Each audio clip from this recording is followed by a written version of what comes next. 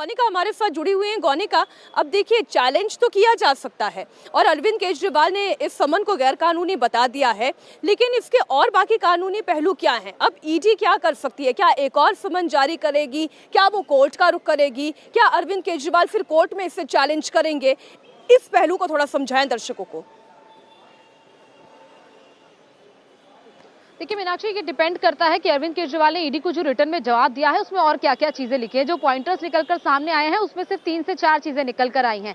इसके अलावा उस लेटर में क्या उन्होंने कुछ और भी लिखकर भेजा है? क्या उन्होंने ये कहा कि एक्सटेंशन वो मांग रहे हैं या फिर मतलब आगे की कोई तारीख के लिए कहा गया, या सिर्फ और सिर्फ इतना कहा गया कि नोटिस आप वापस ले लें? अगर सिर्फ इतना ही कहा गया है नोटिस वापस ले ले, उसके बाद ईडी पर डिपेंड करता है क्या ईडी उनको दोबारा से एक फ्रेश नोटिस सर्व करेगी या फिर उनको एक और मौका देगी कि ठीक है हम आपको ये डेट दे रहे हैं, आप इस डेट पर आ जाइए। उसके बाद अरविंद केजरीवाल की प्रतिक्रिया क्या होगी, उनका जवाब क्या होगा, ये देखना होगा। ये सिर्फ और सिर्फ ईडी पे डिपेंड करता है। हालांकि अगर बार बार नोटिस देने के बावजूद भी अरविंद केजरीवाल पेश नहीं होते हैं, ये क्योंकि एक पहला नोटिस था, इससे पहले वो एक बार पेश हो चुके हैं, अब इस नोटिस के बाद ईडी क्या करती है ये देखना होगा। लेकिन अगर बार बार ऐसा होता है कि अरविंद केजरीवाल हर नोटिस के बाद ये कहते हैं वो पेश नहीं होंगे, नोटिस वापस लिया जाए, या फिर सीधे सीधे बीजेपी और ईडी पर आरोप लगते हैं, तब ईडी कानूनी जाहिर तौर पर जो भी आगे की कानूनी प्रक्रिया है उसका रुख कर सकती है कि क्या वो कोर्ट का रुख करे या फिर सीधे सीधे कोर्ट से जाकर कहे कि हम इस तरह की इनको बार बार नोटिस दे रहे हैं और ये लोग ये स्टेप नहीं कर रहे हैं। क्या इसमें कोई टाइम फ्रेम भी होता है,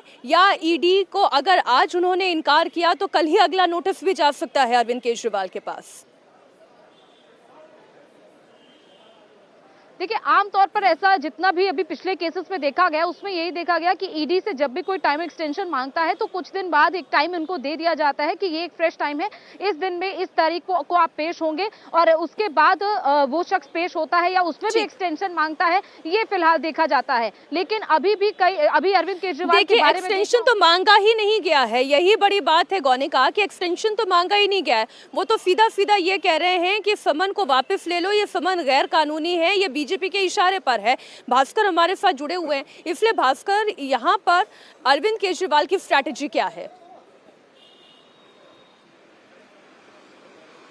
और देखिए निश्चित रूप से भारतीय जनता पार्टी जितना इसको भुनाना चाहती है कि आम आदमी पार्टी के ऊपर में अरविंद केजरीवाल के ऊपर में आरोप लगा है, इसका सीधा सीधा दिल्ली में और बाकी जगह जो भारतीय जनता पार्टी फायदा देख रही है, वही फायदा आम आदमी पार्टी भी देख रही है। आम आदमी पार्टी ने शुरू से ये कोशिश की है कि शराब घोटाला जब से हुआ है, एक चीज वो क्लियर करते आए हैं लोगों के सामने जाके कि इसमें 1 रुपये की भी बरामदगी नहीं हुई है। अब जबकि ईडी के द्वारा अरविंद केजरीवाल को नोटिस भेजा गया है तो जवाब के तौर पे यही कहा जा रहा है कि ये राजनीति से प्रेरित है और चुनाव प्रचार अरविंद केजरीवाल न कर पाए इसलिए उनको बुलाया गया है। ये सीधे सीधे जनता में मैसेज देने की कोशिश है। और जितनी कानूनी लड़ाई हो रही है इसमें, ईडी जितना कानूनी दावपेच अपना रही है, उतनी ही राजनीति इसमें हो रही है दोनों तरफ से। अरविंद केजरीवाल और आम आदमी पार्टी के सामने यह बड़ी मुसीबत है कि उनके पास तमाम जो बड़े लीडर्स हैं वो एक एक करके इस शिकंजे में फंसते जा रहे हैं। ऐसे में सरकार और पार्टी दोनों ही मुसीबत में है। अगर मान लीजिए अरविंद केजरीवाल नहीं रहते तो दूसरा नेतृत्व कौन करेगा, पार्टी को कौन नेतृत्व देगा, सरकार कौन चलाएगा, ये एक बहुत बड़ी मुसीबत है और पार्टी को ये देखना होगा।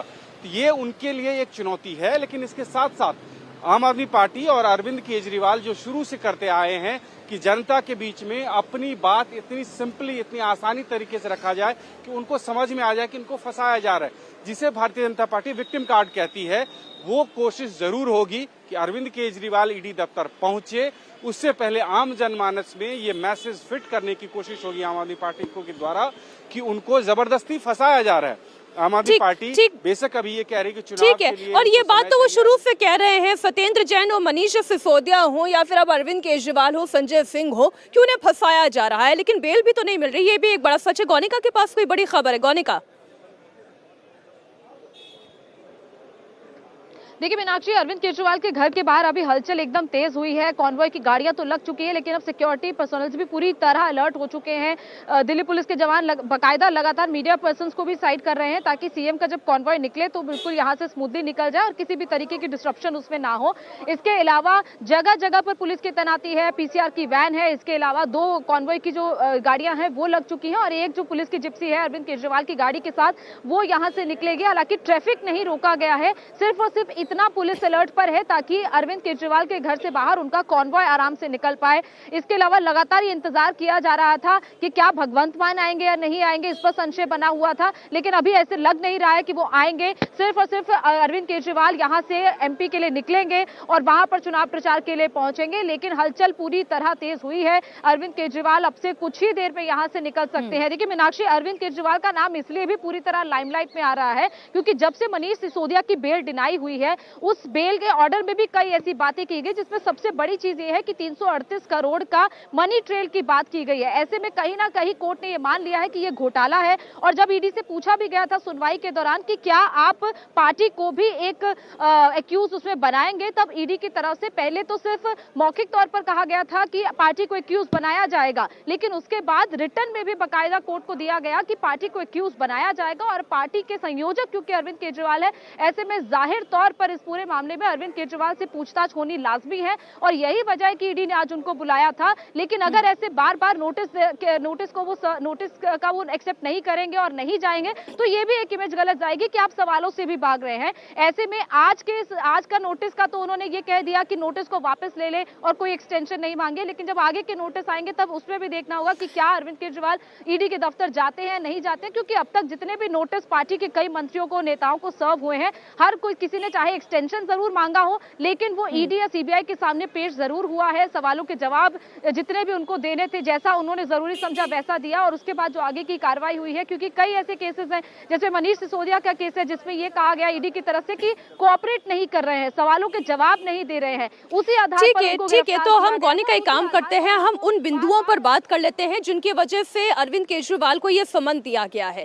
पहले तो वो बयानात जो जितने भी सरकारी गवाह बने हैं जो कथित शराब घोटाले में शामिल थे, सरकारी गवाह बनने के बाद उनके दिए गए बयानों के आधार पर अरविंद केजरीवाल को यह समन भेजा गया। जब संजय सिंह की भी गिरफ्तारी हुई थी उस दौरान भी ये कहा गया था कि कुछ सबूत ऐसे निकले हैं जो ये बताते हैं कि मुख्यमंत्री अरविंद केजरीवाल के घर पर सीएम आवास पर ही मीटिंग्स हुई थी। तो अब इन सवालों के जवाब तो तभी मिल सकते हैं जब अरविंद केजरीवाल ईडी के सामने पेश होंगे और फिलहाल ये स्थिति बनती दिखाई नहीं दे रही है।